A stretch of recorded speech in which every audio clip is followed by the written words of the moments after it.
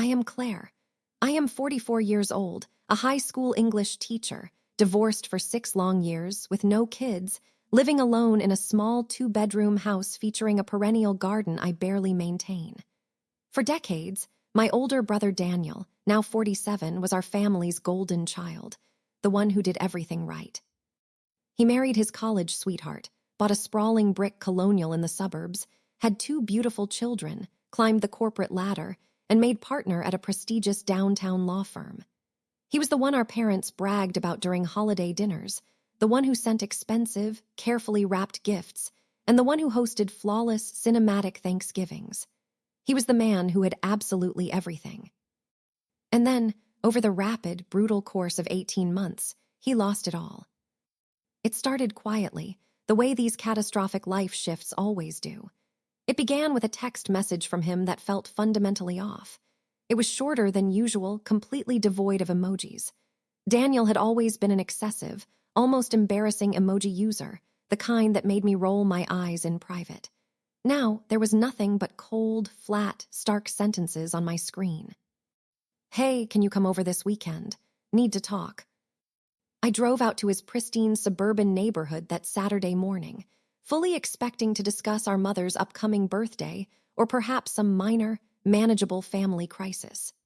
Instead, I found him sitting in his dimly lit home office, the heavy wooden blinds half drawn against the sunlight, wearing a wrinkled flannel shirt I had never seen on him before.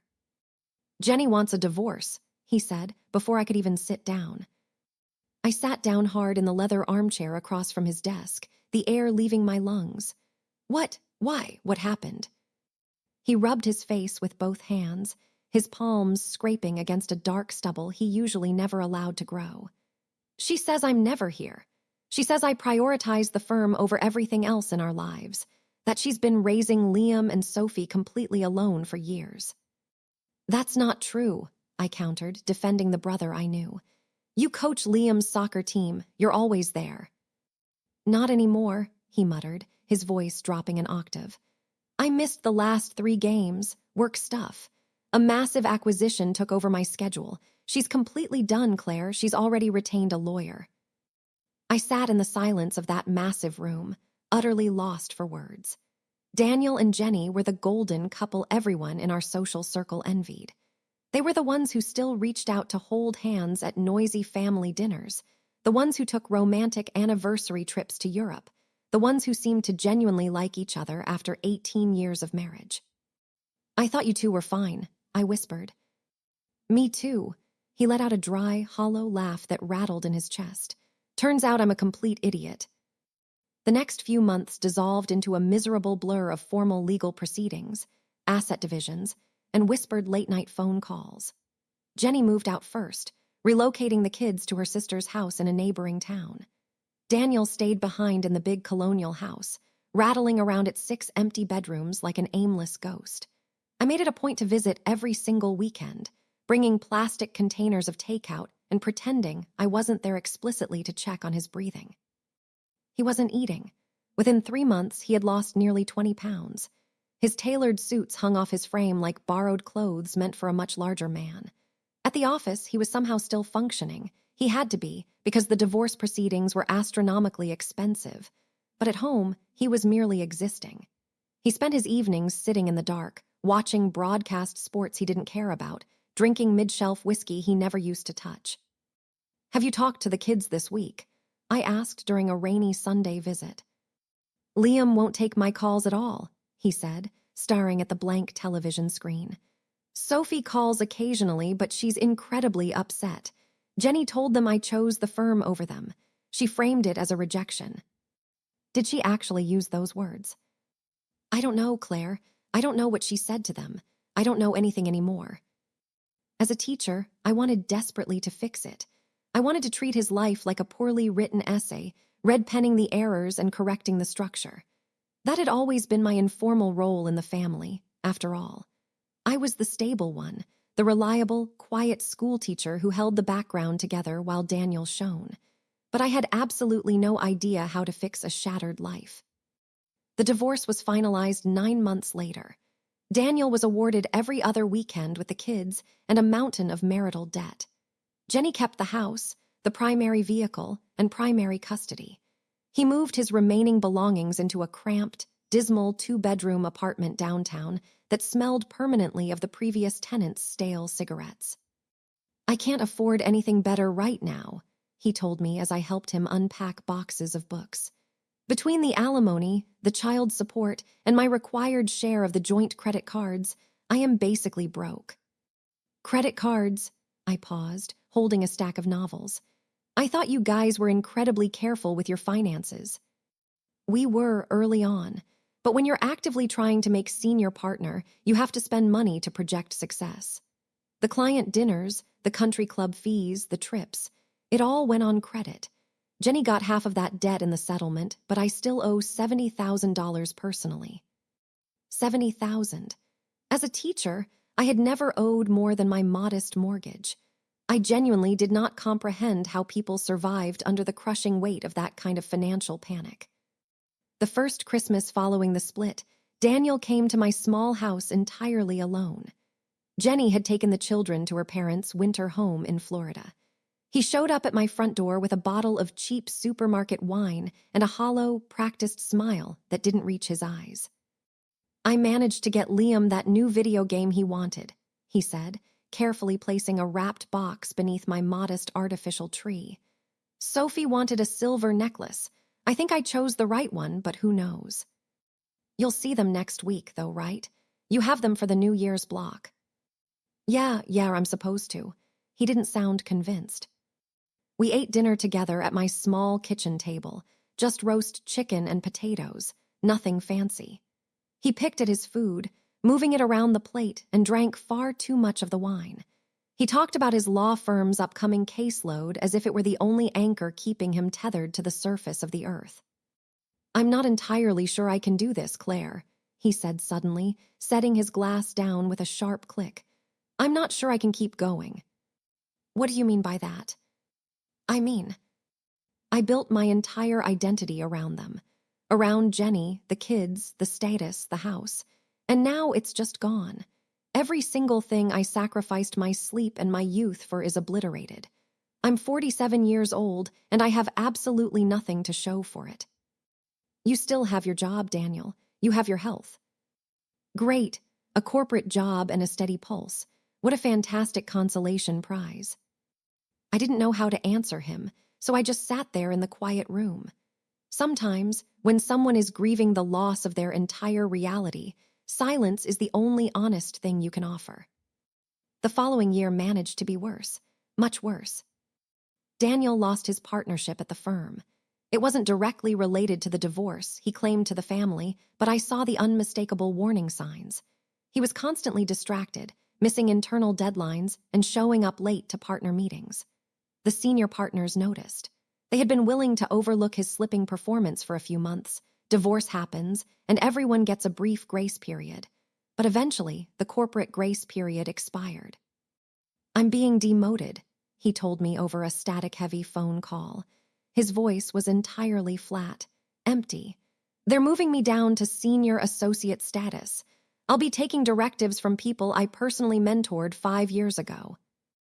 "I am so sorry, Daniel. That's incredibly unfair." "It's fine," he replied, though it clearly wasn't.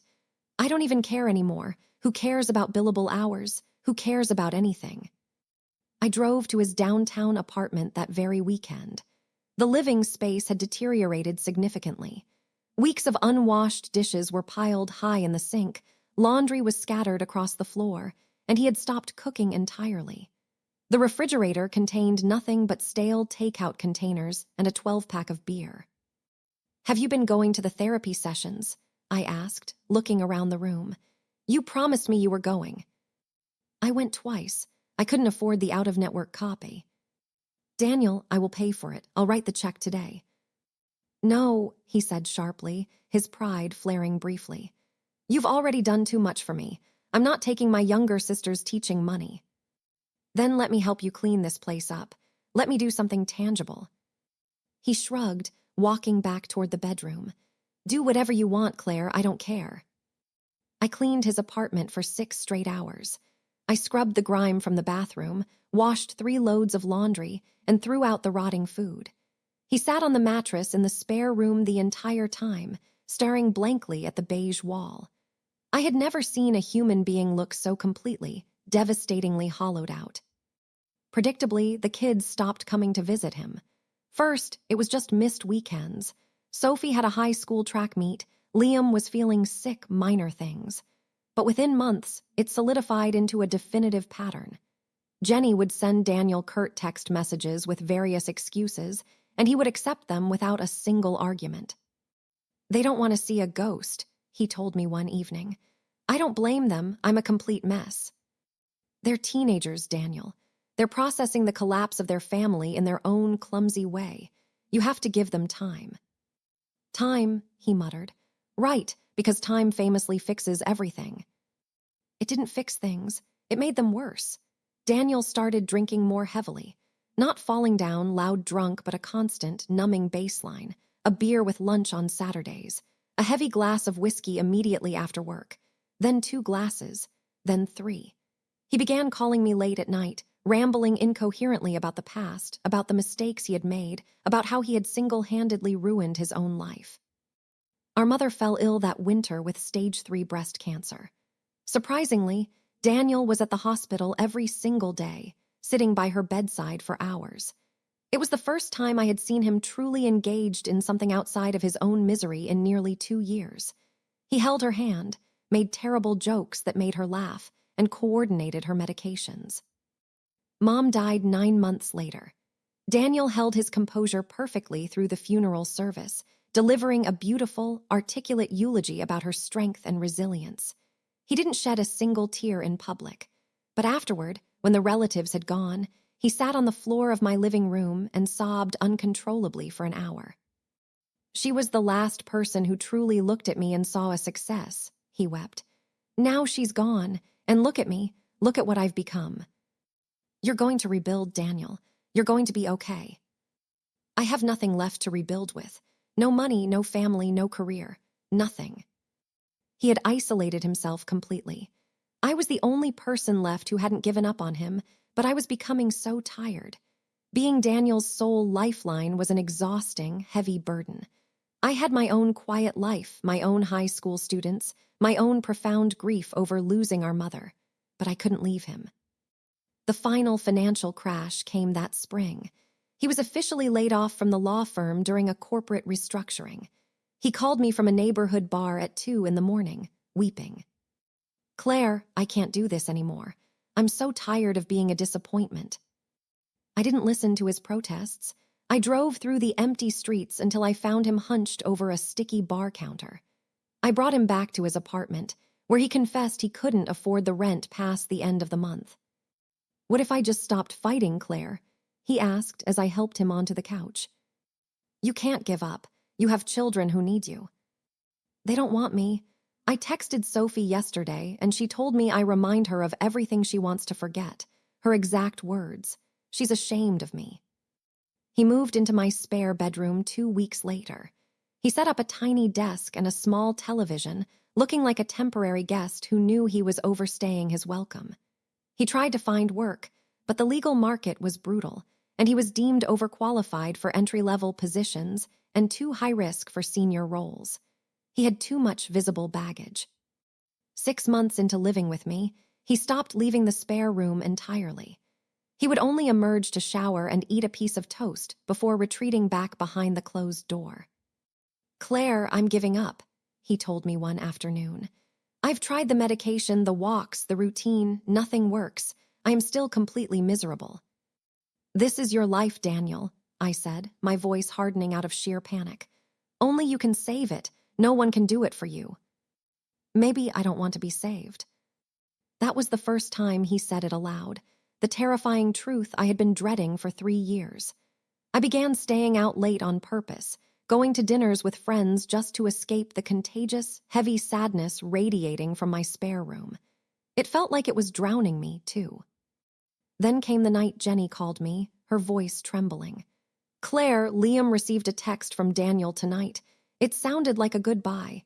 He said he was sorry for everything and that he loved them. Please check on him." I ran down the hallway and burst into the spare room. Daniel was sitting on the edge of the mattress, staring at the floor. "Did you text Liam?" I demanded, my heart hammering against my ribs. "Yeah," he whispered. "I just wanted him to know, in case." I sat next to him, grabbing his cold hand. I called a local crisis hotline, and they sent a mental health professional to the house. After an hour of quiet evaluation, she pulled me into the kitchen. "He needs immediate inpatient care. He is a clear danger to himself." Daniel entered a residential treatment program the next morning. I visited him every single weekend for 3 months. It wasn't a movie. There was no sudden breakthrough, no dramatic epiphany. Instead, it was a slow, painful, incremental crawl back to the surface of life. He learned to focus not on fixing everything at once, but simply on staying alive for the next hour. When he was discharged, he transitioned into a managed halfway house. He wasn't ready to live entirely alone, and I couldn't let him back into my house. I had nearly drowned alongside him. "I'm sorry I couldn't fix you," I told him on move-in day. "You didn't need to fix me, Claire," he said, and he offered a small, genuine smile. "You kept me alive. That was always enough." A year later, Daniel secured a job. It wasn't a prestigious legal position. He became a clerk at a small local office supply store, assisting customers with printer paper, filing cabinets, and pens. It was a massive drop in status, but it gave him a reason to wake up, put on clean clothes, and engage with the world. Slowly, hesitantly, the children returned. Sophie called him on his birthday, a conversation that left him weeping with relief because she offered forgiveness.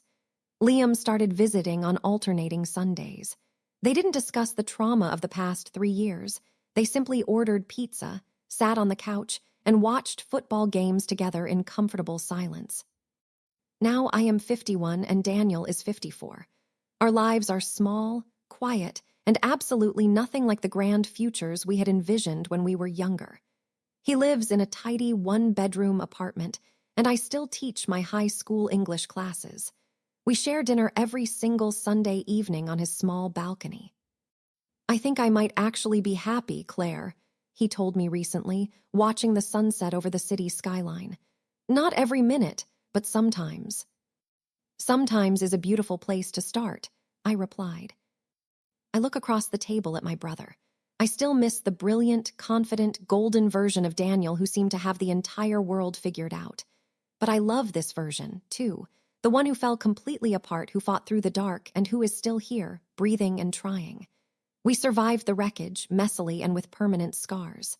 We hold on, we stay, and we exist together. And in the end, that is more than enough.